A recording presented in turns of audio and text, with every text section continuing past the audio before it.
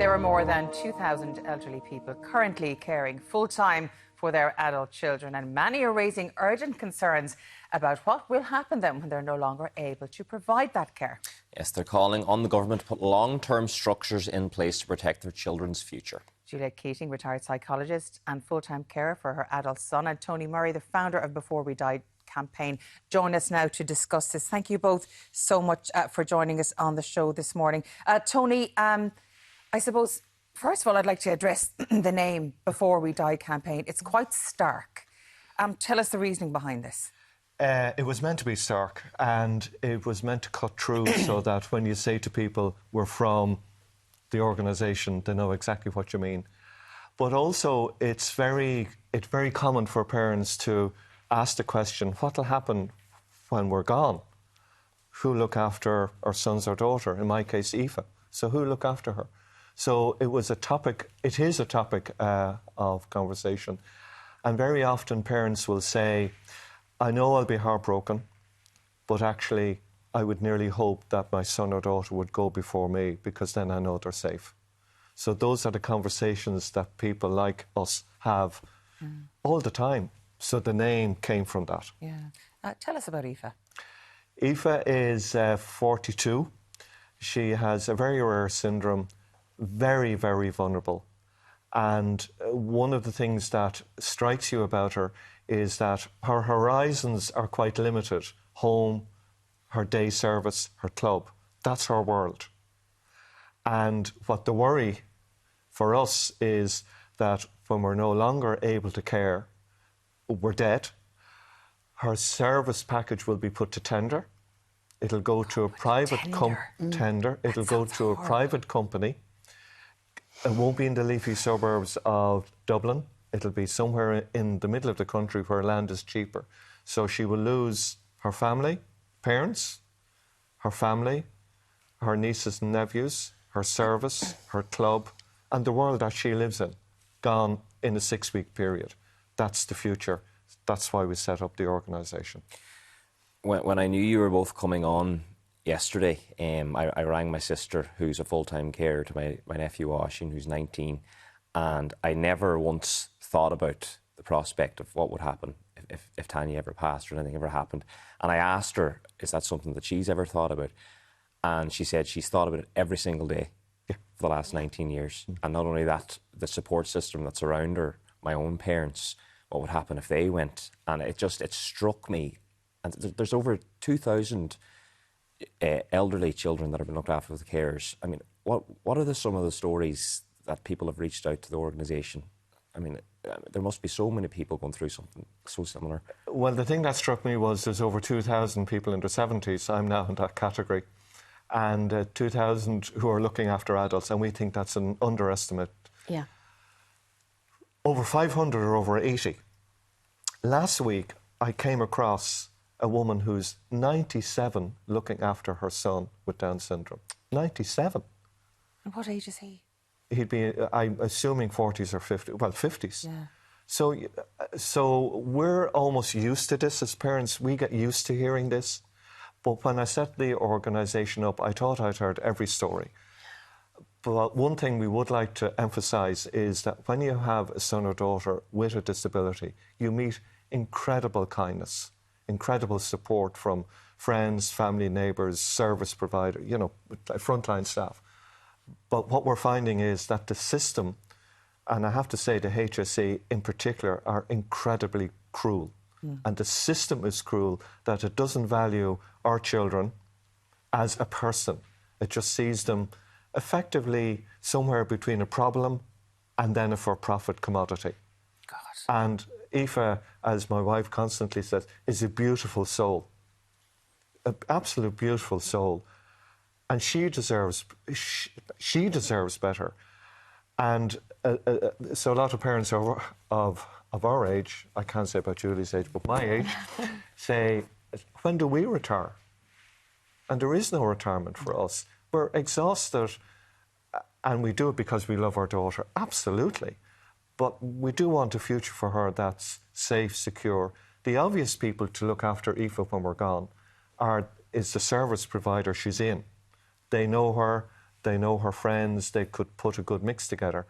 But the idea that her care package goes out to tender and to be bid for is just shocking, but that's the reality. You got involved last year. Yeah. Tell us about your son, Owen. Okay, so my son Owen is 33 and he has Down syndrome. He's a lovely personality. He's really sociable.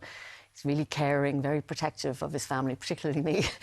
And he's really passionate about superhero movies and wrestling and dancing,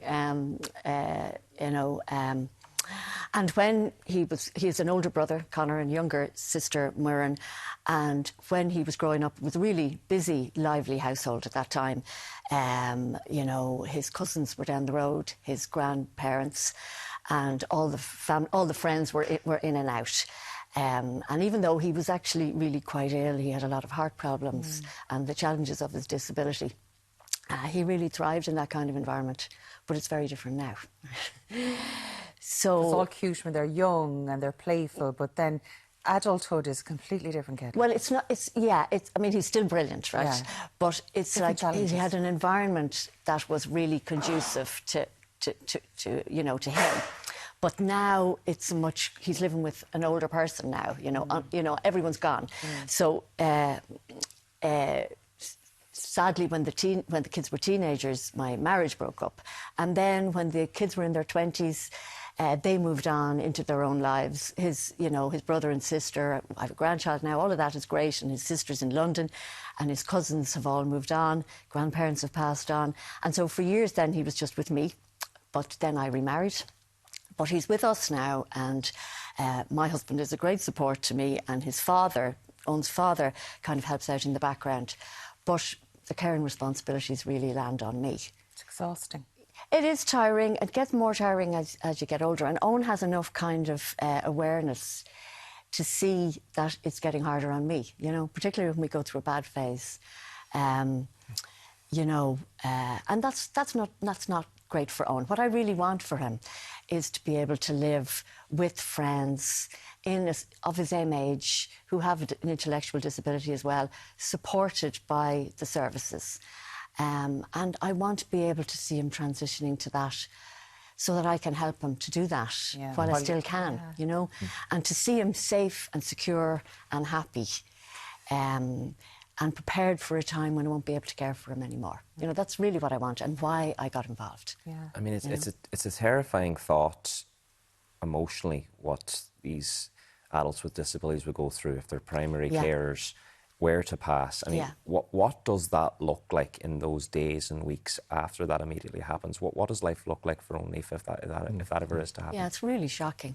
It's really shocking. And you see, it comes from years of underfunding and underplanning. And what we're arguing with the government is that their model of care is emergency care, which means effectively that we're dead or, we're in hospital.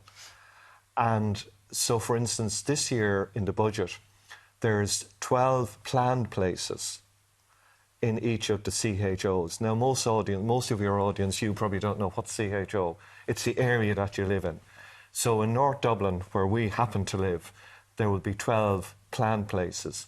But to give you an idea of the scale of that, the CHO down in the west of Ireland, Cork and Kerry, is one CHO. So 12 planned places in all of Cork and Kerry. Now, if you just think of the geographical, it's very unclear how they're going to be assigned. There's no transparency. And the rules keep changing about housing, but we only find out about it after the effect. So most of us don't have a social worker who tell, there's a whole new rule, you have to do this now.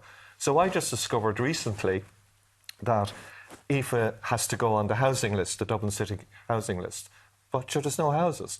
But I only discovered last week she also has to have a bank account. And you kind of go, who makes this stuff up? Aoife needs care.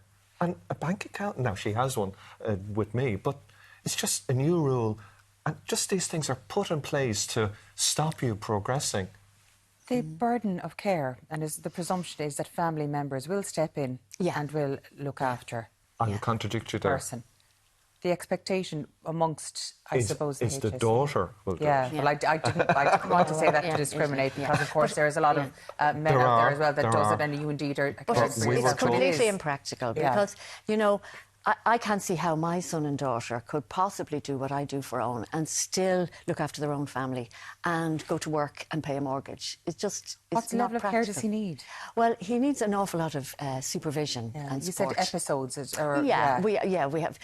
I had to say to him, listen, I'm going to be talking about you today, and he was delighted with that. And I said, I might have to say something about the behaviour, and he said, no details, please. Yeah. So you know, so he's a vulnerable man out in the community. Owen has a little bit more kind of ability to get out and about. We've trained him to go on public transport, and he has a part-time job. But he can kind of get into an awful lot of trouble because he's sort of a vulnerable man, and so you know, you find yourself having to deal with everything's falling apart, and we've got to kind of put things back in place. And then there's a lot of like other kind of health issues that go along with Down syndrome, and they can get a bit worse as he gets older. So there's a lot of that kind of stuff as well, you know. You met a group of TDs recently. Yeah. Did anything positive come of that, or what way has happened, and what do you hope to happen? You kind of think you're making progress, that the politicians are very good with their listening ears on, but their action suits are locked in a cupboard, and we say there's no plan to have a plan. And every time we think we're making progress and cutting through, we get another letter. It could be a parliamentary reply, and then you see what the department is saying, and you think, we've made no progress.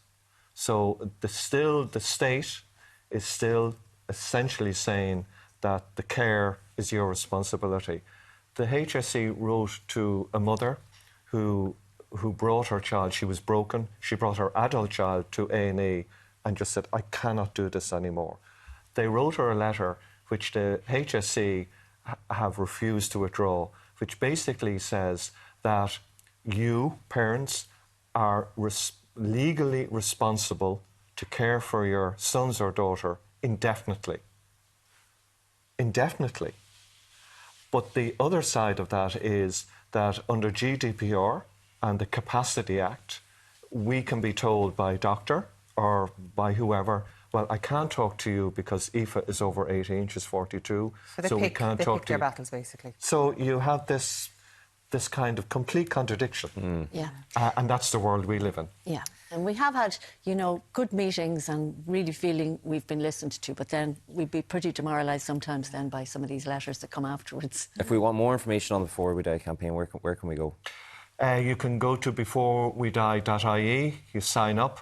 We're on Facebook, Instagram, all the usual social media. But sign up, then you're in the system, and we'll put you on a WhatsApp group. We've over 1,000 members on our Facebook page, all parents, so it's a big community out there spreading.